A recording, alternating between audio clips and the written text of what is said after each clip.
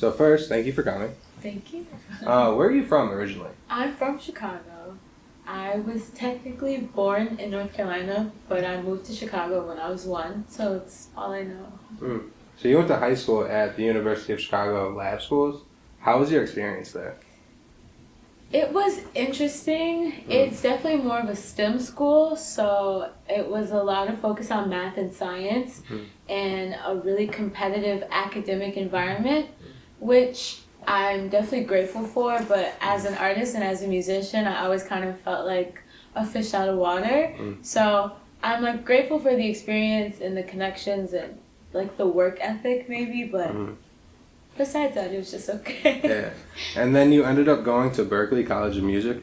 What made you decide to attend that? I only applied for 2 music schools, for Berklee and USC, and the rest were like HBCUs and other schools, and I was just like, I really want to do music, but like if I can't get a degree in music, I'm not sure like what I should do or if I should just focus on other things, other interests. And then I ended up getting into Berklee Early Action, which was super cool. Went to visit. I hated it, but I was like, you know what, let me just try it. And ended up loving it and being able to stick it out. And yeah, so I don't know. I think that it was kind of random. It was like Berklee or USC. And then Berklee just worked itself out. Yeah. Who were some of your musical influences growing up? I listened to a lot of Destiny's Child and Beyonce. My mom loves Nina Simone and Aretha. My mom also played a lot of Prince growing up, so I listened to a lot of Prince. My dad and I love Paul Simon and Garfunkel and the Beatles. So I would say it was very random, but yeah, a lot of what my parents listened to is who I listened to growing up. Hilary Duff was my favorite artist though at one point. So how did you get involved with the Chicago Children's Choir? Yes, my mom is my momager, manager. She pushes me to do all things, but in 3rd grade, she dragged me to the audition and was like, audition. Ended up loving it, really coming into myself more. And then in 7th grade, I moved up to the top performing ensemble, and that's when I really started to get a lot more involved and do a lot more gigs. But yeah, shout out to my mom in 3rd grade for pushing me to do it, and then I was in it for 10 plus years and still do work with them now. And I love them and what they stand for in giving children an opportunity to travel or work with different world-renowned artists, sing in different languages. So it was just everything I could ask for. When did you first start recording music? Honestly, I want to say like 4th or 5th grade. My brother is 5.5 years older than me. So he was going through a producer-rapper phase and was working with like Reason and Logic and GarageBand. And so on our like Mac desktops, he taught me how to use GarageBand. And he would record me and record my vocals for his work and things like that. So I would say that's when I first started recording myself. I have songs on iTunes from 2008 of me singing, which is super cute looking back on it, but yeah. In our interview that we did in 2016, you told me that you used to record songs as a kid, making songs about bunnies. Yes. Can you talk about that just a little bit? It was the first song I ever wrote, and I feel like such a weirdo because why was I talking about a bunny? But I used to ask my piano teacher if we could end our lessons early so I could write a song. And it was like me finally coming into this concept of learning how to like sing and play notes at the same time. So I wrote a song about a bunny. It's the first song I ever wrote, and I'll never forget it because it's like a staple in my life. The bunny's like a little staple. Will it ever get re-released onto DSPs? I'm just playing. So, was it difficult, or is it difficult, to balance school with music? Yes. 100%. Yeah, it is, because school is like almost an occupation, you could say, like being a student, as well as trying to pursue music full time. It's difficult. It's a lot of, especially when we were on campus, it was a lot of waking up for 9 a.m. classes and being in class from 9 a.m. to 6 p.m., having a 2-hour break, and then being in rehearsal from 8 p.m. to 1 a.m. and 2 a.m., waking up and doing the same thing all over again. And it's like rehearsal for personal stuff or other shows and other gigs. And so it's hard, it's a lot, but I think to piggyback on what I said about lab and the work ethic from high school, I think I'm really appreciative that I got that STEM experience, because it really helped me with time management and when to do homework and when to stay on campus versus walking back to my apartment, and when to do work while eating, and, you know, just kind of make things happen. So, yeah. So in 2019, you dropped your With Love Lexi EP. Yes. Looking back 2 years later, what does that project mean to you? It feels like my first child, like my first baby. Listening back, I'm like, oh my God, I sound so young. But I love it because I think I never really was sure if I wanted to put out music beyond SoundCloud and kind of like what that looked like. And like the stereotype of like being a SoundCloud artist and being so young. And so going to Berkeley and going to school and seeing people put out music was really inspirational. And so I would say from walking on campus 2017 to dropping that project 2019, I really took those 2 years to kind of find a path of an artist's sound that I wanted to explore, go down, things I wanted to write about, stories I wanted to tell, how to convey those stories, shot a music video for the single. So it's just like, it was like a first round experience of everything, distribution and what that looks like, split sheets and working with other producers, all of it, sending back mixes and masters and really having a say in conversation in what this sounds like, which was all kind of more new for me. And so yeah, it's my baby, it's my first child. I love it, I'm really proud of it. So yeah. And then more recently, you signed to Preach Records. What made you decide to work with them? So it was super random, kind of.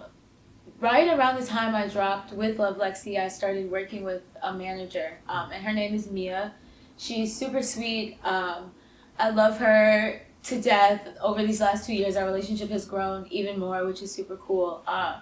But her friend, Jeremy J. Cohen, who co-founded Preach, used to manage Sir the Baptist and help him get signed to Atlantic.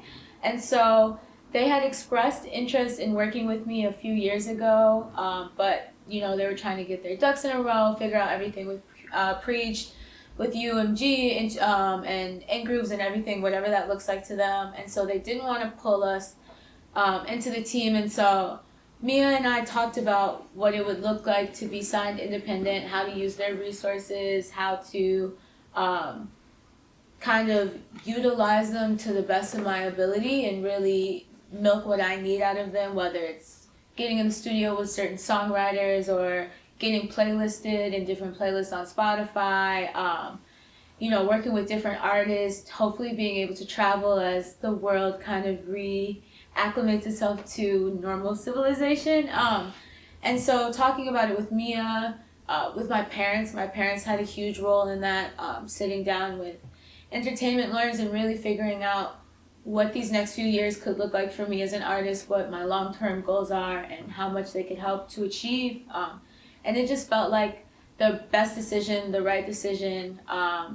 And, you know, after working out the contract to their liking and my liking, it was just like there was nothing really pulling me from saying no. There was nothing that could really do more harm than help. So, yeah. So you just released your single, Just Breathe. Yeah. It's already your best performing song on Spotify. Can you speak about the creation process of that song? Yes. I wrote this song, I would say, kind of at the top of quarantine, of last year, 2020, I was studying abroad in Spain right when the world shut down. And so I had to like pack up my room in a few days and get on a plane and fly back from Spain to America by myself in quarantine. And it was just like super weird. And so I was home a lot, writing a lot. Producers were home a lot, creating a lot, sending beats, sending tracks. And one of my producers from Boston sent me this track, and I actually hated it at first. And he sent me a beat pack. I wrote over every other song except for that one. And one day I was just kind of having a moment, a little panic attack, I guess. And I was like, I just need to write. I need to just do something. And I was scrolling through my notes, clicked on it and was listening to it. And the I know the days it get hard, that part was like playing in my head. And I was like, damn, Lex, like, you really just gotta breathe sometimes. Like, it's really okay. You just gotta, get it together. The world is in shambles. You can't stress over what you can't control. Like, just relax, woosah. And then here we are. And so out of it just is a letter to myself, a love letter to myself, to remind myself that, like, even in the hardest of times, like, give yourself credit. Just breathe, relax. It's okay to not be okay, and it's okay to be okay. Both are fine. So, yeah. So you were recently a part of Chance the Rapper's virtual Chi-Town Christmas performance. Yeah. What was that experience like? So much fun. It was so much fun. Shout out Young Thug. But it was so much fun. It's great. Peter Cottontail does a lot of work specifically with Chicago Children's Choir and the alumni group. And so he always puts us on to those opportunities. But it was super cool. It actually was down the street at CineSpace, low-key. But it was super dope, super cool setup, super great staff. Everyone was really on top of making sure we were being COVID safe. Getting blood pricked, every time we walked into or once every 3 days when we walked into the space. Nasal swabs every day.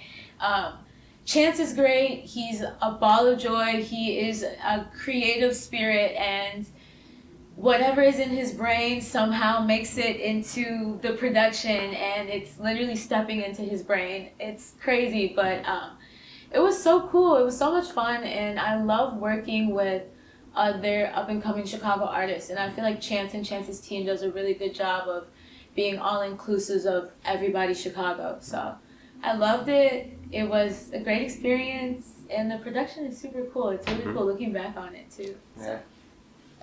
Yeah. So what are you currently working on? I know you just dropped a single, but is there like another project in the works? Yes and no. Yes, there's a project in the works. The timeline of it, I'm not sure. But I would say a blessing out of quarantine was having the ability to record so much. I'm probably sitting on the most demos that I've had in a really, really, really long time.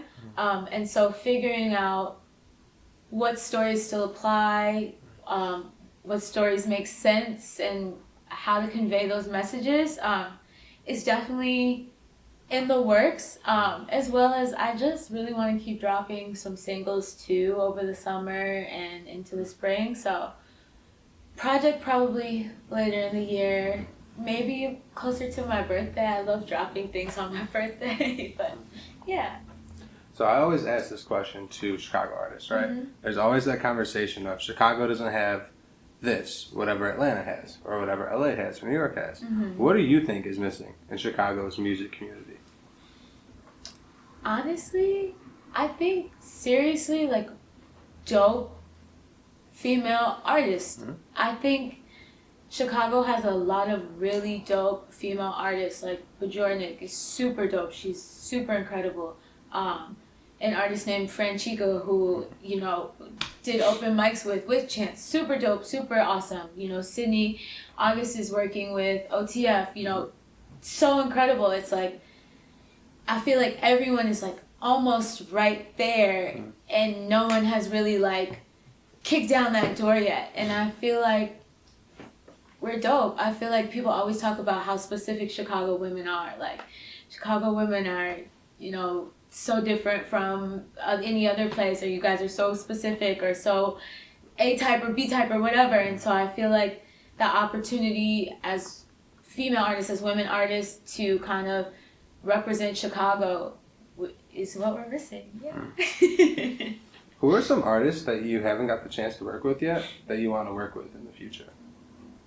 I would love to work with more Chicago artists. Definitely. I would love the opportunity to work with Joey or Vic. I